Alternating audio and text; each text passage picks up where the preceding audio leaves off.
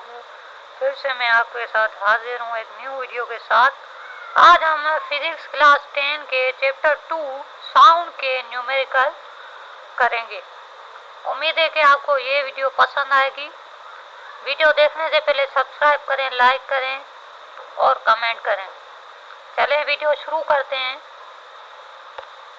इस चैप्टर का जो सबसे पहला न्यूमेरिकल है वो है, कह रहा है calculate the speed of sound in air at 50 centigrade. हमें स्पीड, साउंड की स्पीड फाइंड करनी है। साउंड की स्पीड फाइंड करनी है कितने टेम्परेचर पर? 50 सेंटीग्रेड टेम्परेचर है, सही है। 50 सेंटीग्रेड टेम्परेचर पर हमें स्पीड ऑफ साउंड मालूम करनी है। हमें गिवन क्या है? Given that speed of sound at 0 centigrade is 331 meter per second. जो स्पीड ऑफ साउंड 0 सेंटीग्रेड पे होती है वो होती है 331 meter per second. 331 meter per second ये जो स्पीड है ये कांस्टेंट है। एयर 0 सेंटीग्रेड पे ये कांस्टेंट है, सही है। अब हम इसकी डेटा मालूम करते हैं, न्यूमेरिकल सोल्व करते हैं। यहाँ पे मैंने डेटा लिख ली है। Given data T is equal to 50 centigrade. T is equal to 50 centigrade, temperature है 50 सेंटीग्रेड, सही है। Is equal to 50 plus 273 K। 50 centigrade temperature है, उसको हम केल्विन में कन्वर्ट करेंगे। ये किसमें है? सेंटीग्रेड में। आपने चार्ल्स लॉ पढ़ा होगा, उसमें भी हम सेंटीग्रेड से केल्विन में कन्वर्ट करते थे, क्योंकि अगर कन्वर्ट नहीं करेंगे तो फार्मूले में ये नहीं लगेगा। 50 सेंटीग्रेड हम फार्मूले में नहीं लिख सकते, क्योंकि फार्मूले में जो है वो केल्विन में कन्वर्ट करना पड़ेगा, जैसे ये केल्विन कैंसिल हो जाए, सही है। इसलिए 50 सेंटीग्रेड को हम कैंसिल करेंगे, हम चेंज करेंगे, हम 50 सेंटीग्रेड को चेंज करेंगे केल्विन में, सही है। केल्विन भी क्या है? टेम्परेचर का यूनिट है। 50 सेंटीग्रेड को हम केल्विन में चेंज करने के लिए 273 से प्लस करना होगा। 50 plus 273 is equal to 323 kelvin, सही है। ये आसान है। अगर आपको यहाँ पे केल्विन दे और कहे सेंटीग्रेड में चेंज करें, आप ये 9th में भी करके आए, सेंटीग्रेड को केल्विन में चेंज करें, केल्विन को सेंटीग्रेड में चेंज करें, सेंटीग्रेड को फ़ारेनहाइट में चेंज करें। ये सारे क्या है? टेम्परेचर के यूनिट हैं और ये आप पढ़ के भी आए। ये हमने यहाँ पे ये चेंज कर दिया केल्विन में। अब V एट 0 सेंटीग्रेड, V क्या है? Speed of sound. V आपको याद रहना चाहिए। यहाँ पे V क्या है? Speed of sound. पहले चैप्टर में V क्या था? Speed of wave. Speed of sound और स्पीड ऑफ वेव में कोई फर्क नहीं है, पर यहाँ पे फॉर्मूला चेंज है। Speed of wave, speed of sound है यहाँ पे, सही है। V एट 0 सेंटीग्रेड, 0 सेंटीग्रेड पे स्पीड जो साउंड की हमें दी हुई है वो है 331 मीटर पर सेकेंड, सही है। अब हमें मालूम करनी 50 सेंटीग्रेड पे speed of sound. V at 50 centigrade, V at 50 centigrade, speed of sound at 50 centigrade is equal to question mark. ये हमें फाइंड करनी है। Mathematically representation of speed of sound, mathematically जो फॉर्मूला है स्पीड ऑफ साउंड का वो क्या है? V इज इक्वल टू 331 ये कांस्टेंट है स्पीड 0 सेंटीग्रेड पे, हमने ये लिख लिया। फिर रेडिकल टेम्परेचर अपॉन 273 केल्विन, ये भी कांस्टेंट है, सही है। अब हम यहाँ पे पुटिंग वैल्यूज पुट करेंगे। सबसे पहले ये T, हमें T क्या करनी है? पुट करनी है, सिर्फ T पुट करनी है। यहाँ पे T दी हुई है 323 केल्विन, हमने फाइंड किए 323 केल्विन अपॉन 273 केल्विन। ये केल्विन कैंसिल। अब हम इन दोनों को डिवाइड करेंगे। 323 अपॉन 273 डिवाइड होए तो कितना आया? 1.183। अंडर रेडिकल आपको हटानी नहीं है, रेडिकल यहीं पे होनी चाहिए। अरे आपने सिर्फ अभी अंदर डिवाइड किया है, रेडिकल वही होगी, सही है। V is equal to 331 into radical 1.183। अब हम इसको डायरेक्ट मल्टीप्लाई तो नहीं कर सकेंगे, इसलिए पहले हमें रेडिकल फाइंड करनी होगी। अपने कैलकुलेटर हाथ में ले लें और इसकी रेडिकल फाइंड करें। v is equal to 331 1.087। ये क्या आ गई रेडिकल, ये क्या आ गया स्क्वायर रूट ऑफ 1.183 का क्या आ गया 1.087। अब आप इन दोनों को मल्टीप्लाई कर दें, इन दोनों को मल्टीप्लाई करेंगे तो क्या आएगा v is equal to 359.81 meter per second. ये हमारे पास क्या आ गया, स्पीड ऑफ साउंड किस में आ गई 50 सेंटीग्रेड पे स्पीड ऑफ साउंड क्या है 359.81 मीटर पर सेकेंड। ये क्या है metre per second, metre per second क्या होता है स्पीड का एसआई यूनिट। स्पीड का एसआई यूनिट क्या है, स्पीड का एसआई यूनिट है मीटर पर सेकेंड। आप ऐसे भी लिख सकते हैं मीटर पर सेकेंड, पर आसानी ऐसे लिख लें, सही है।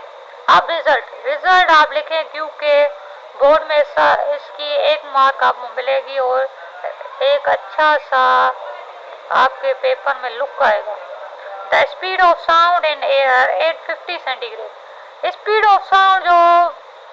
ऑफ साउंड एयर हवा में 50 सेंटीग्रेड पे जो है is 359.81 meter per second. 359.81 meter per second हमारे पास क्या आ गई स्पीड, देखें आसानी से आ गई। बस आपको फॉर्मूला याद होना चाहिए, सारी प्रॉब्लम होती है फॉर्मूले पे। अगर आपने ये याद कर दिया और डेटा बना दी सही तरह से तो आपका आंसर चुटकियों में आ जाएगा। वैसे तो ये 1 क्लास की मल्टीप्लाई स्क्वायर रूट निकालना ये सारा 1 क्लास का है, आपको आता भी होगा। अब हम दूसरे न्यूमेरिकल की तरफ बढ़ते हैं। न्यूमेरिकल नंबर 2 है। 2 में हमसे क्या कह रहा है, A person has an audible range from 20 Hz to 20K Hz।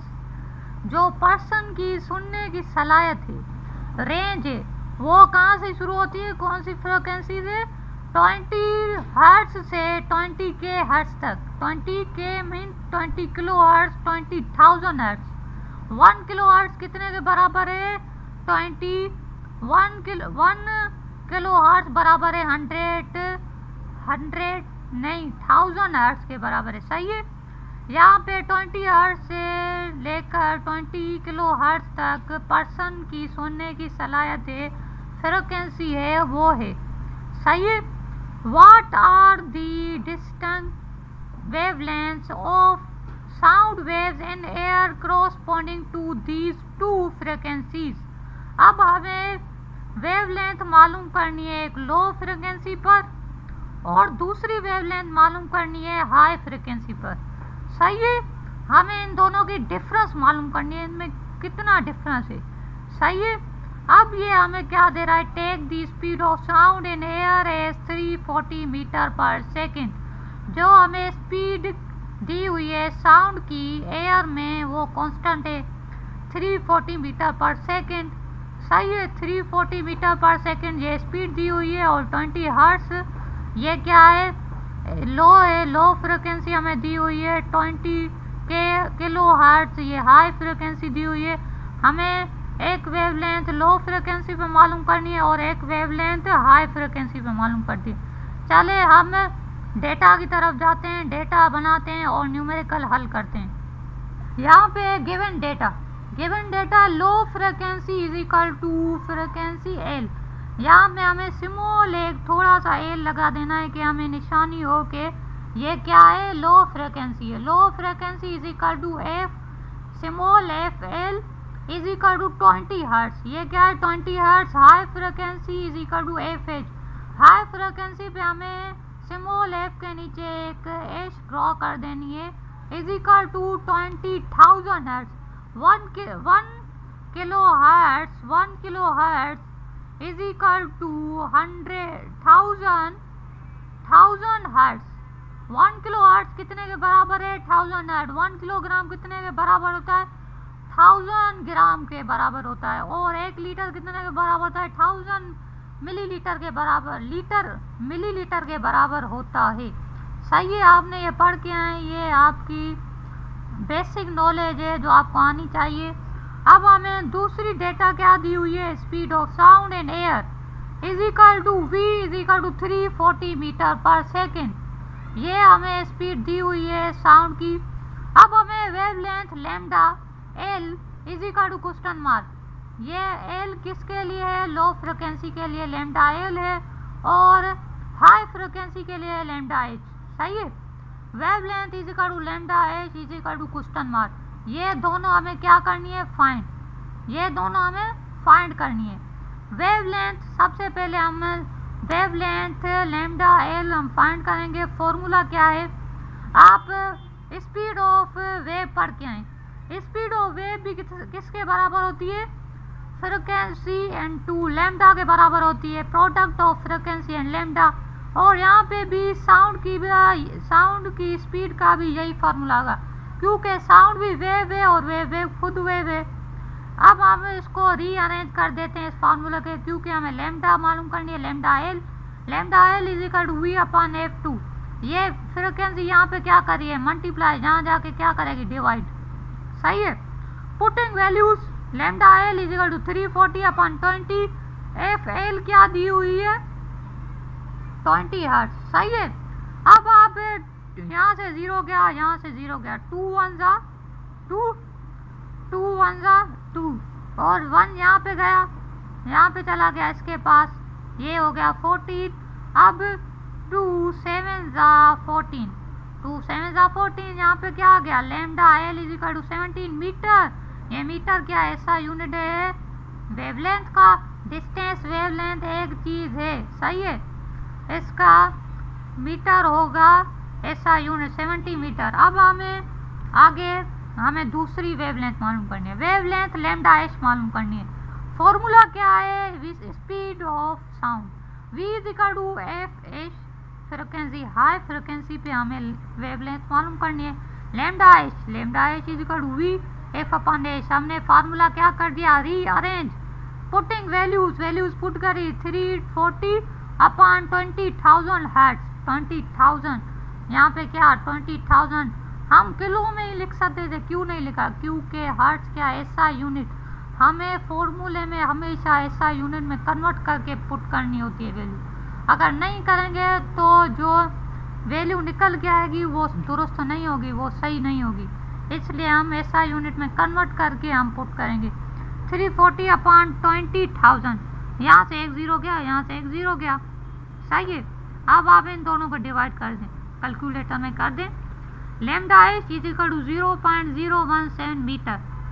पर आप कह रहे होंगे कि बुक में तो ये नहीं लिखा हुआ, बुक में लिखा हुआ है 17 mm। 17 mm का मतलब क्या है आपको पता है, 17 मिलीमीटर।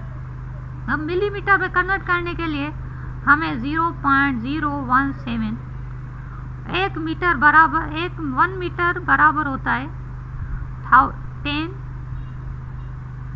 1 मीटर बराबर है 1000 मिलीमीटर के, सही है। 1000 मिलीमीटर के बराबर होता है 1 मीटर। अब हम इसको कन्वर्ट करेंगे, सही है।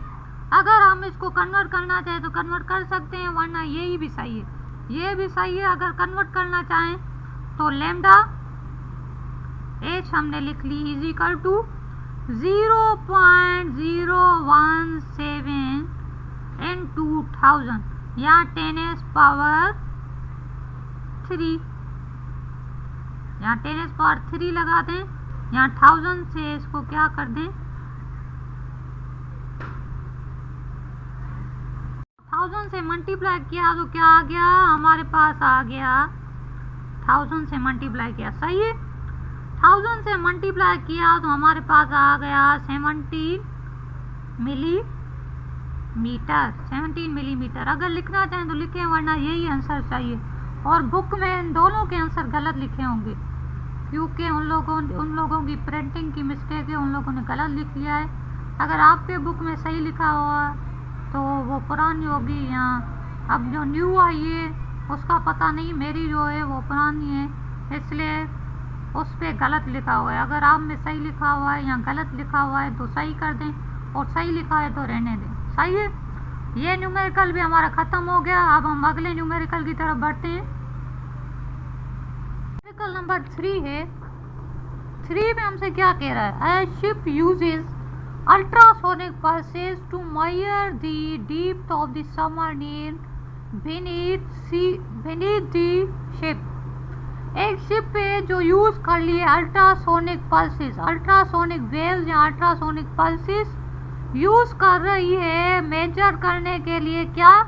सबमरीन की डेप्थ। सबमरीन शिप क्या है, मैं आपको डायग्राम बना के बता देता हूँ। पहले हम ये सारा पढ़ लेते हैं, फिर मैं आपको डायग्राम से आपको समझा दूंगा। सही है। शिप ऊपर खड़ी हुई है, वो अपनी रेज अल्ट्रासोनिक पल्स से नीचे गिरा रही है सबमरीन की मेजर डेप्थ मेजर करने के लिए। सही है। A sound pulsing is transmitted into the sea। Sound की जो वेव्स हैं वो ट्रांसमिट हो रही है सी के अंदर। And the echo from the sea bed is received after 40 millisecond. वो इको पैदा करें। क्या इको कैसे पैदा होता है? एक रे नीचे गई फिर वापस आई, जैसे वापस आएगी तो क्या हुआ? इको पैदा हुआ। सही है। फ्रॉम द सी बेड हम क्या कहते हैं? जो नीचे जो जहाँ पे दरिया ख़त्म होता है वहाँ पे हम क्या बोलते हैं? सी बेड। नीचे गहराई को हम सी बेड कहते हैं। सही है। Is received after 40 मिली-सेकेंड। ये उसको लग के वापस कितने शिप के पास वापस जो रेज आ रही हैं, जो पल्सेस वापस शिप की तरफ आ रही है, वो 40 मिली-सेकेंड में आ रही है। The speed of sound in sea water is 480 meter per second. सही है। यहाँ पे दिया नहीं हुआ, आप सेकेंड मीटर पर सेकेंड लिख दें।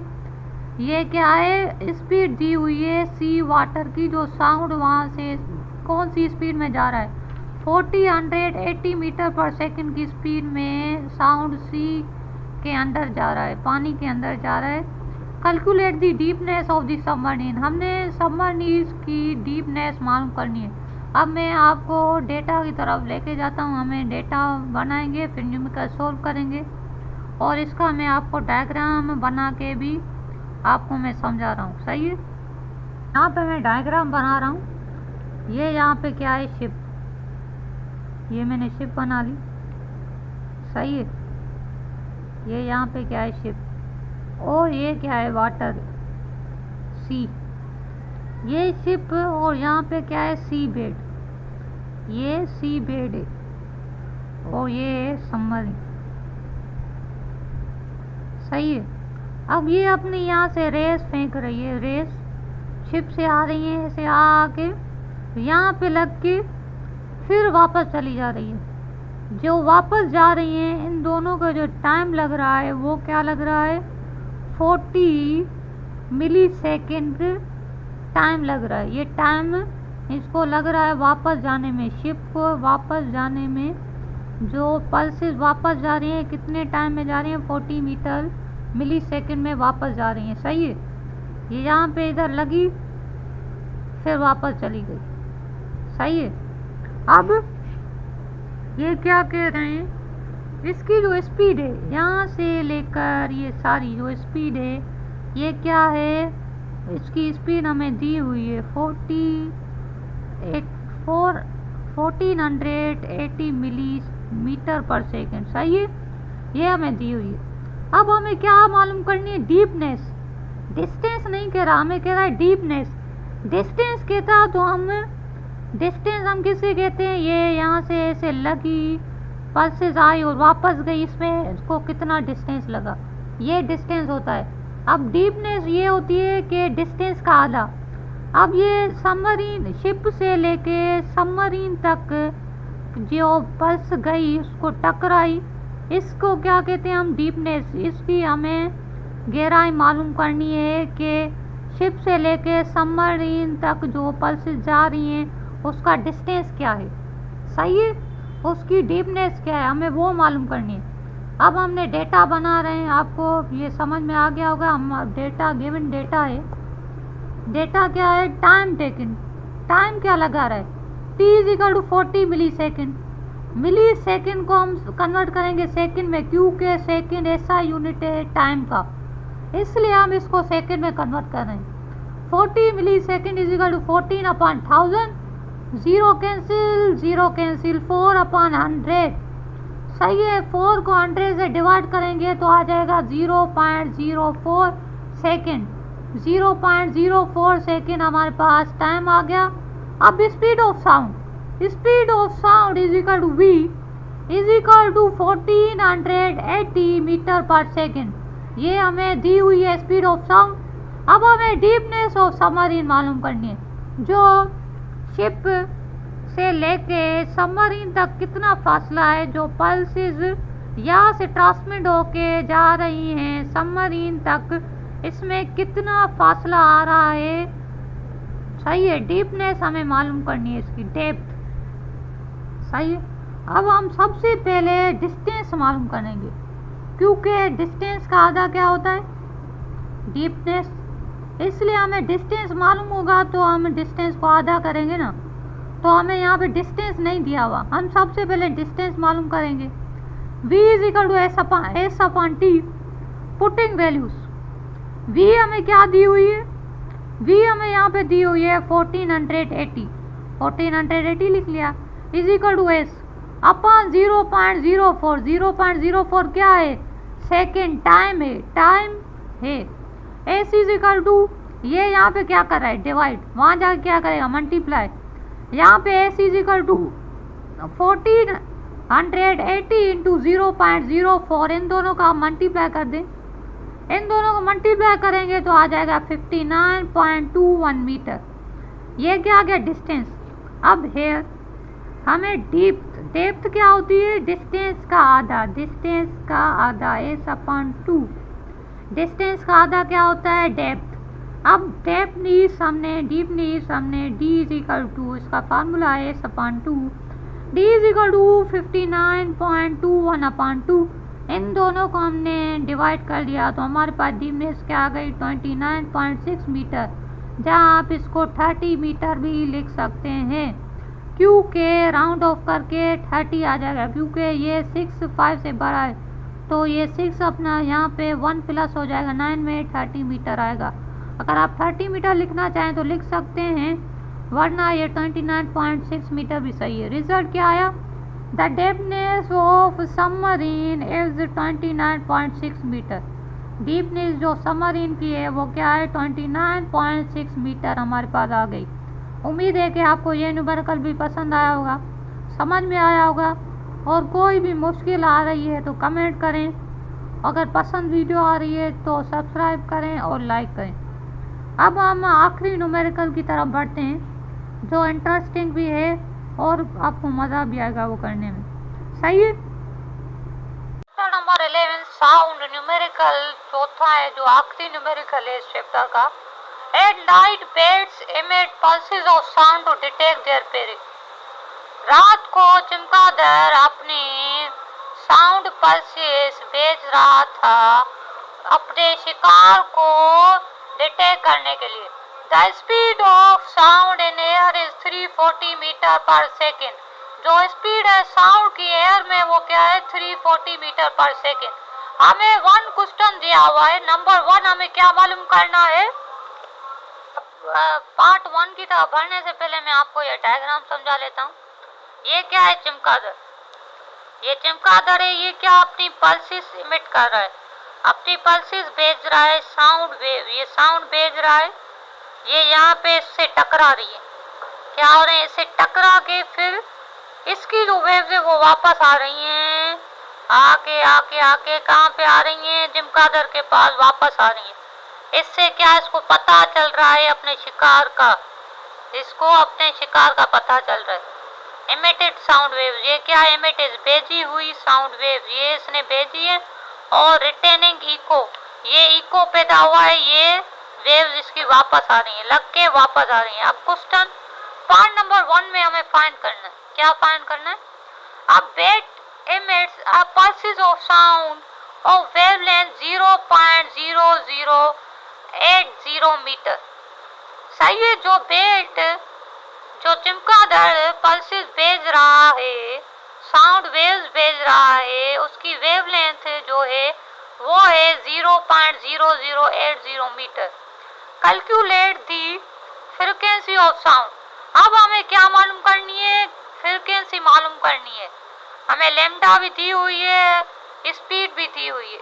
अब हमें यहाँ पे क्या मालूम करनी है, फ्रीक्वेंसी, साउंड की फ्रीक्वेंसी हमें मालूम करनी है पार्ट नंबर 1 में।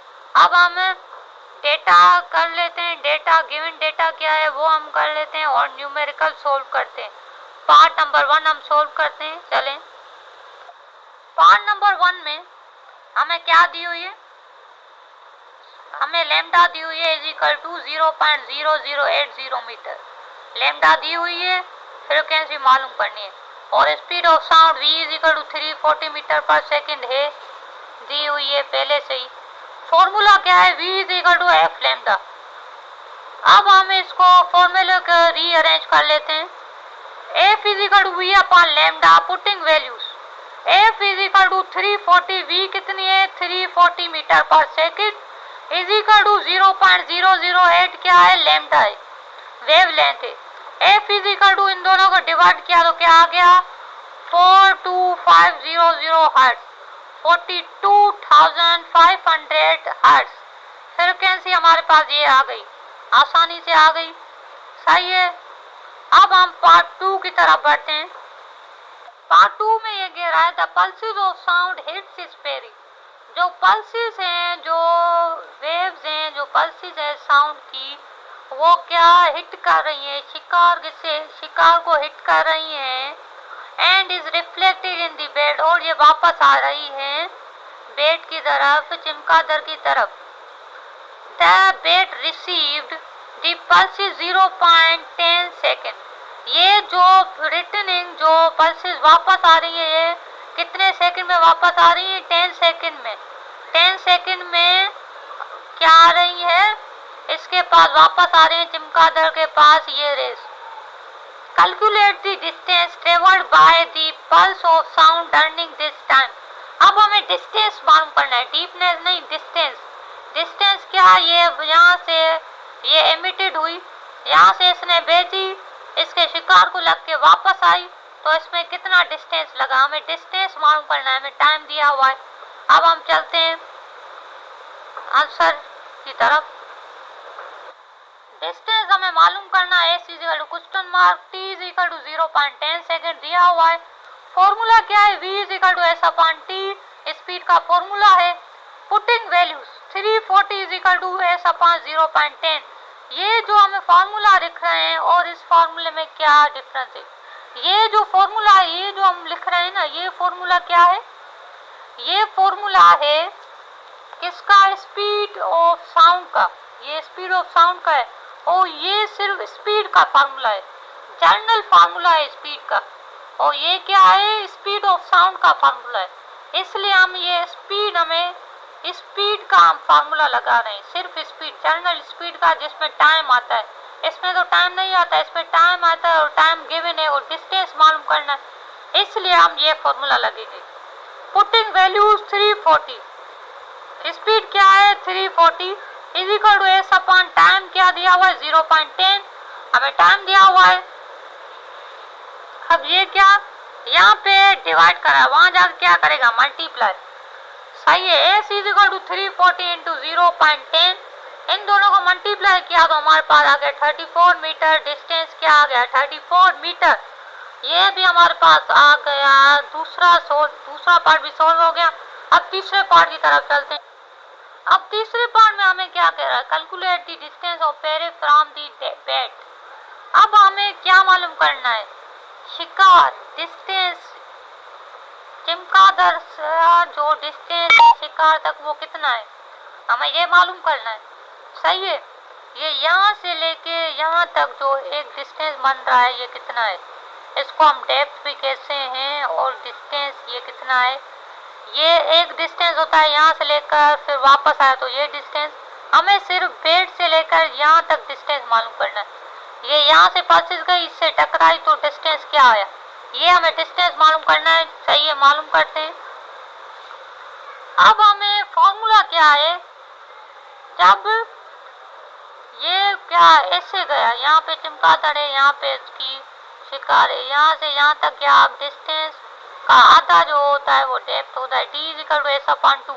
हमें डिस्टेंस हमने मालूम किया है 34 मीटर। अब D is equal to 34 upon 2, इसको आधा कर लेंगे तो हमारे पास क्या आएगा 17 मीटर। 34 को डिवाइड करें 2 से तो हमारे पास क्या आ गया, D is equal to 17 meter. ये हमारे पास डिस्टेंस आ गया पेरी फ्रॉम दी बेड, शिकार से चमगादड़ तक। सही है, चमगादड़ से शिकार तक का डिस्टेंस हमारे पास आ गया। उम्मीद है को आपको ये न्यूमेरिकल पसंद आए होंगे और ये वीडियो पसंद आई होगी। आप बहुत कुछ सीखे होंगे इस वीडियो से। अब ये चैप्टर, इस चैप्टर के भी न्यूमेरिकल खत्म हो गए। इंशाल्लाह हम तीसरे चैप्टर के न्यूमेरिकल करेंगे। इससे